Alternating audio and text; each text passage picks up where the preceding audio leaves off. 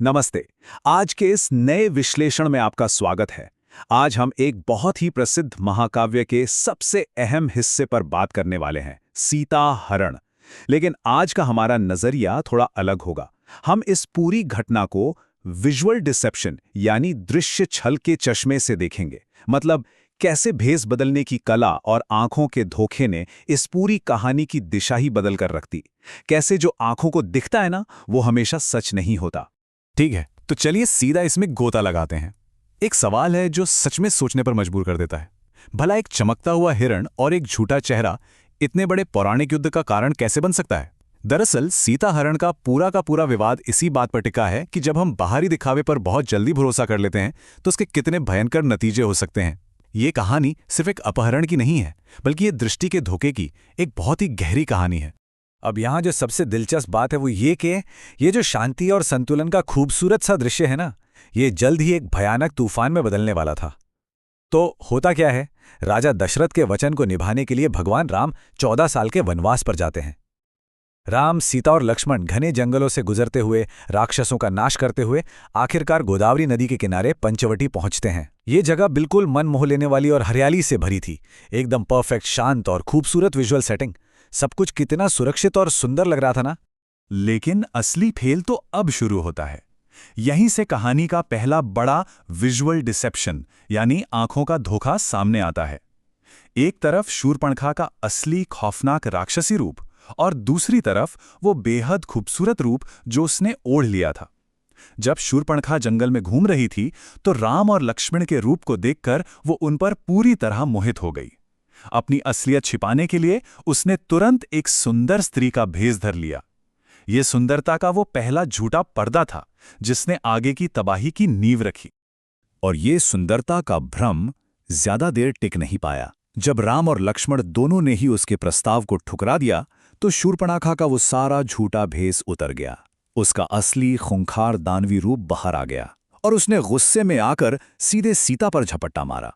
राम की पुकार सुनते ही लक्ष्मण ने बिना एक पल गवाए अपनी तलवार निकाली और एक ही झटके में शूर्पणखा की नाक काट दी। इस एक हिंसक प्रहार ने उस सुंदर रूप के छलावे को हमेशा के लिए चकनाचूर कर दिया। इसके बाद तो मानो घटनाओं की रफ्तार अचानक से तेज हो जाती है। दर्द से चीखती चिल्लाती अपने उस भयानक चेहरे के साथ शूर्पणखा जंगल में भागती है। वो अपने भाइयों खर और दूषण से इस अपमान का बदला लेने की गुहार लगाती है और देखते ही देखते एक पूरी राक्षसी सेना राम पर टूट पड़ती है। जरा सोचिए, पंचवटी का वो शांत और खूबसूरत दृश्य अब पूरी तरह से खूनी युद्ध भूमि में बदल चुका था। एक तरफ लक्ष्मण सीता की रक्षा कर रहे थे और दूसरी तरफ राम अकेले ही उस पूरी सेना और खर दूषण का संहार कर देते हैं। डरी और सहमी हुई शूर्पणखा जान बचाकर सीधे लंका भागती है, अपने भाई रावण की शरण में। तो चलिए अब आगे बढ़ते हैं और देखते हैं कि ये सब कैसे एक भयानक मोड़ लेता है। रावण का महान छल, स्वर्ण मृग यानी सोने का हिरण। अपनी बहन की ऐसी दुर्दशा देखकर रावण बिल्कुल सन्न रह जाता है और जब उसे सीता की सुंदरता के बारे में पता चलता है तो वो सीधे युद्ध करने के बजाय एक बेहद चालाक दृश्य छल यानी विजुअल ट्रिक की योजना बनाता है। वो अपने जादुई रथ में सवार होकर मारीच के पास पहुंचता है। मारीच, जो पहले ही राम के बाणों का स्वाद चख चुका था, बुरी तरह डरा हुआ था। लेकिन रावण के दबाव में आकर वो एक अद्भुत चमकते हुए सोने के हिरण का रूप ले लेता है। रावण का मकसद एकदम साफ था, सीता के लिए एक ऐसा विजुअल अट्रैक्शन तैयार करना जिसकी चमक को चाहकर भी नजरअंदाज ना किया जा सके। और ये पूरी घटना बहुत ही शानदार ढंग से दर्शाती है कि कैसे रावण ने देखने वाली इस सुंदरता को एक हथियार की तरह इस्तेमाल किया। मारीच सोने का हिरण बनकर कुटिया के आसपास घूमने लगा।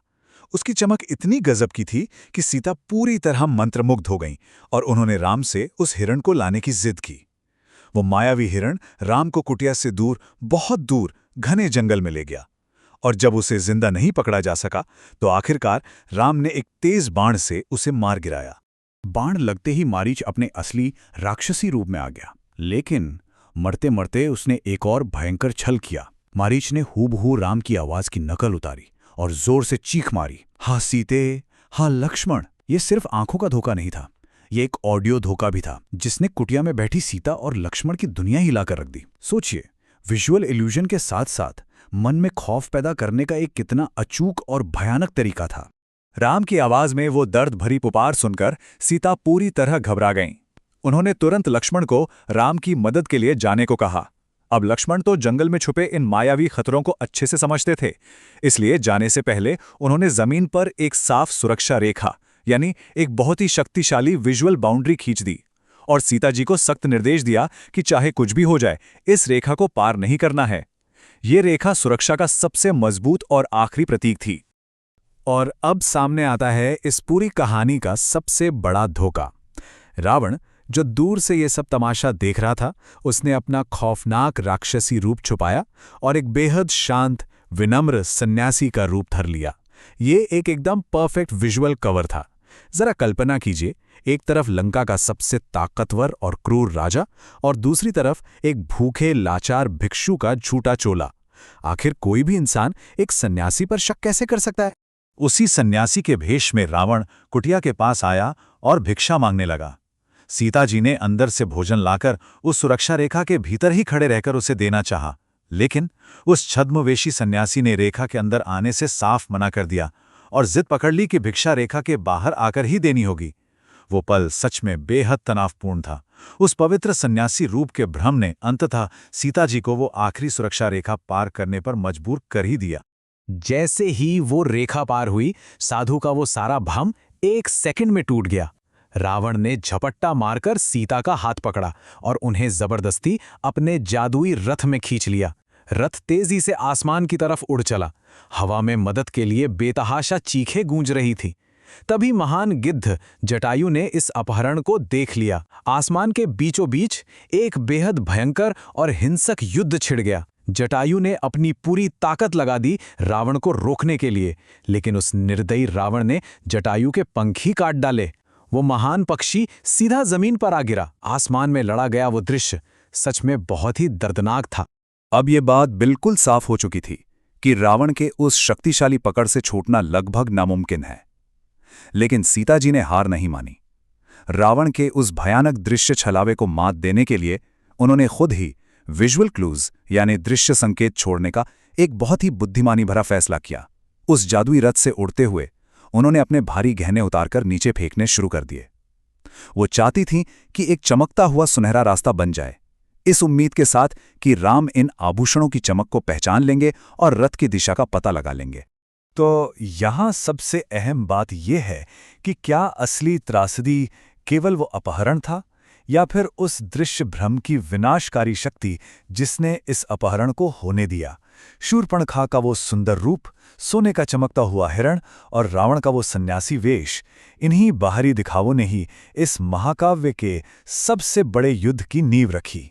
ये विश्लेषण हमें सोचने पर मजबूर करता है कि बाहरी चमक और दिखावे के पीछे कितने भयंकर खतरे छिपे हो सकते हैं। आज के इस विश्लेषण में हमारे साथ जुड़ने के लिए बहुत बहुत धन्यवाद। चीज़ों को यूं ही गहराई से समझना और हर पहलू को देखना आगे भी जारी रहेगा।